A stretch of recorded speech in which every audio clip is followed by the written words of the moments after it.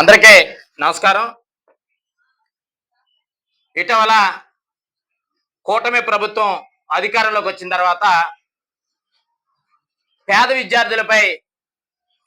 వెన్నుపోటు పొడిచినటువంటి పరిస్థితి ఇలా ప్రజలందరూ కూడా గమనిస్తా ఉన్నారు. కారణం ఏంటంటే కూటమి ప్రభుత్వం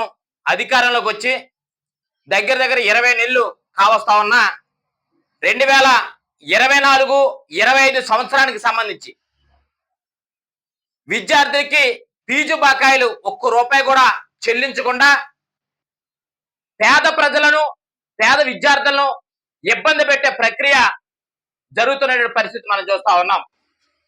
కూటమి ప్రభుత్వానికి పేద పిల్లలు చదువుకోవాలన్నా, పేద విద్యార్థులు ప్రయోజకులు అవ్వాలన్నా, పేద పిల్లలు ఇంజనీర్లుగా బీటెక్ బీఈడి చదివి పిహెచ్డి చేసి సమాజంలో తెలివితేటలతో ఉంటే కనుక కూటమి ప్రభుత్వం చేస్తున్న అరాచకాలు అర్థమైపోతాయి, తెలిసిపోతాయనే ఒక దుర్మార్గమైన ఆలోచనతో ఈ యొక్క వెన్నుపోటుకి శ్రీకారం చుట్టిందనే విషయాన్ని సందర్భంగా తెలియపరుస్తా ఉన్నాం. ఇవాళ వైఎస్ఆర్ కాంగ్రెస్ పార్టీ అధికారంలో ఉండగా పేద పిల్లలు పేద విద్యార్థులు చదువుకోవాలన్న ఉద్దేశంతో విద్యా దీవెన, వసతి దీవెన, అమ్మఒడి అనేక కార్యక్రమాలు పెట్టి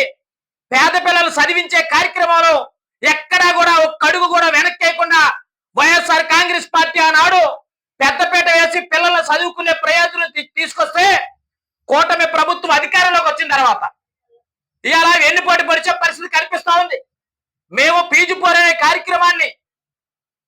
ధర్నా కార్యక్రమాన్ని ఏర్పాటు చేసిన తర్వాత మేము చేసినటువంటి పోరాట ఫలితంగా ఇటీవల కాలంలో 10వ తారీఖు 2026 సంవత్సరంలో 4 కేటగిరీలుగా విడగొట్టి 4 జీవోలు ఇవ్వటం జరిగింది. GO RT number 341, 302, 306, 303. ఈ 4 జీవోల యొక్క విధానం ఏంటంటే ఇచ్చినటువంటి అమౌంట్ ని 4 జీవోల కింద, అంటే బీసీ, మైనారిటీ, ఈబీసీ అంటే అగ్రవర్ణాలు ఉన్నటువంటి కమ్మ, కాపు, రెడ్డి, వెలమ, లేదు వైశ్య, బ్రాహ్మణ ఇలాంటి పేద విద్యార్థులు చదువుకోవటం కోసం ఒక విధానాన్ని తీసుకొచ్చి వాళ్ళకి ఈబీసీ కింద ఒక జీవో ఇవ్వటం జరిగింది. ఈ 4 జీవోలు కూడా జీవోలు ఇవ్వటమే జరిగింది తప్ప ఇంతవరకు ఏ ఒక్క విద్యార్థికి కూడా విద్యార్థి ఖాతాల్లో కానీ, విద్యార్థి తల్లిదండ్రుల ఖాతాల్లో కానీ, లేదు విద్యాలయాల ఖాతాల్లో కానీ ₹1 కూడా జమ చేయలేదనే విషయాన్ని ఈ సందర్భంగా తెలియపరుస్తా ఉన్నాను. అంతేకాదు వాస్తవంగా దగ్గర దగ్గర 7,900 కోట్ల రూపాయలు పైబడి ఫీజు బకాయిలుంటే వారు 1,200 కోట్ల రూపాయలని కేటాయించామని చెప్పి 1,200 కోట్ల రూపాయలకి జీవోలు ఇచ్చామని చెప్పి 4 జీవోల్ని 4 రకాల కేటగిరీలుగా ఏర్పాటు చేసి జీవోలు ఇవ్వటం జరిగింది. కానీ జీవోలు ఇవ్వటమే తప్ప ఇంతవరకు ₹1 కూడా ఇవ్వలేదే. అంటే పేద పిల్లలు చదువుకోవాలని ఆలోచన లేదా? ఇవాళ ఫీజులు కట్టలేని పరిస్థితుల్లో, ఫీజులు కట్టలేకుండా ఉన్న కారణంగా ఎగ్జామ్స్ కు పంపించట్లేదు, పరీక్షకు పంపించట్లేదు, వారు ఇవ్వాల్సినటువంటి కాగితాలు ఇచ్చే పరిస్థితి లేదు, సర్టిఫికెట్లు ఇచ్చే పరిస్థితులు లేదు. ఇవాళ అంటే ఒక పక్కన పేద విద్యార్థులు తల్లిదండ్రులేమో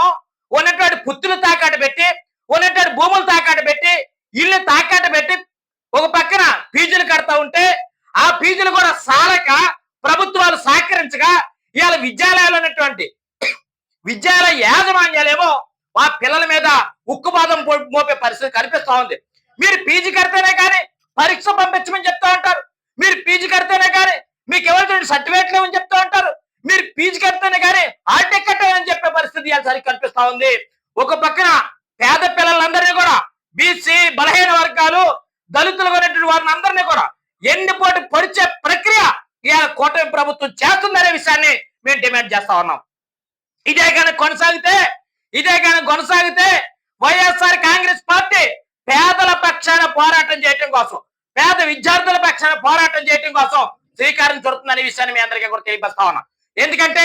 జగన్మోహన్ రెడ్డి గారి నాయకత్వంలో అనేక మంది బడుగు బలహీన వర్గాలు పేద పిల్లలు కూడా చదువుకోవటం కోసం అనేక సంక్షేమ కార్యక్రమాలు తీసుకొచ్చి అనేక ఫీజు బకాయిలు ఎక్కడా కూడా ₹1 కూడా అప్పు లేకుండా సంవత్సరానికి 4 దఫాలుగా అమౌంట్ కొట్టినటువంటి పరిస్థితి మాకుందనే విషయాన్ని కూడా ఈ సందర్భంగా తెలియపరుస్తా ఉన్నాం. ఇవాళ కూటమి ప్రభుత్వం వచ్చి 20 నెలలు కావస్తున్నా ఒక్క రూపాయి కూడా కేటాయించకుండా, ఒక్క రూపాయి కూడా కొట్టకుండా,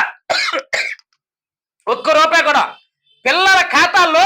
విద్యార్థుల ఖాతాల్లో కొట్టకుండా ఎవరిని బాధ పెడదామని, ఎవరిని ఇబ్బంది పెడదామని, ఎందుకు పిల్లల మీద కక్ష ఏంటి, పిల్లల మీద మీరు చేస్తున్న ఎన్నుపోటు ఏంటి? ఇలా విద్యార్థులు చదువుకుంటే సమాజం అభివృద్ధి అవుతుందని ఒక పక్కన చెప్తా ఉంటారే, ఒక పక్కనేమో శాసన మండలిలో మా ప్రతిపక్ష నాయకులు బొత్స సత్యనారాయణ గారు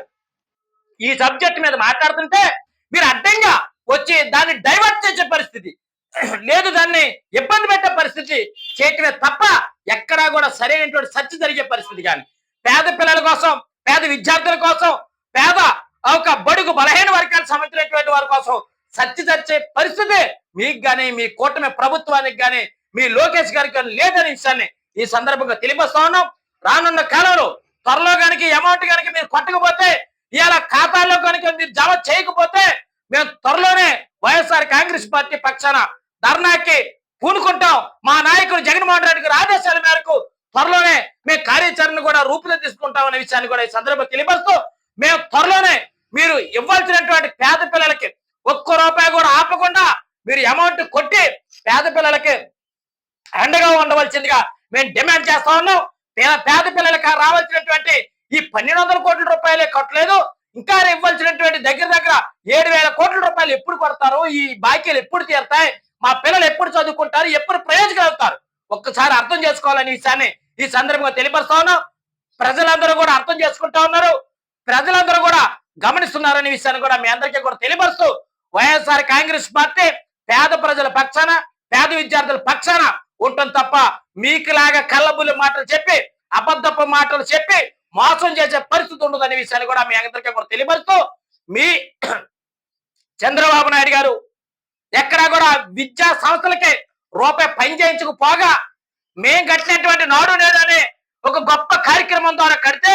అక్కడ తీసుకెళ్లి మీరు ఫోటోలు తీసుకుని మీరు లెక్చర్లు ఇచ్చే కార్యక్రమం చేస్తూ ఉంటారు తప్ప ఎక్కడా కూడా ఒక్క రూపాయి కూడా మీరు ఖర్చు పెట్టినటువంటి పరిస్థితి లేదనే విషయాన్ని కూడా మీ అందరికీ కూడా తెలియపరుస్తూ, మీరు చేసే ఇలాంటి దుర్మార్గాలను అరికట్టి పేద ప్రజలకు మేలు చేసే విషయంలో మీరు ముందుండమని ఈ సందర్భంగా డిమాండ్ చేస్తూ, వివరిస్తూ కూడా ధన్యవాదాలు తెలియజేస్తా ఉన్నాను.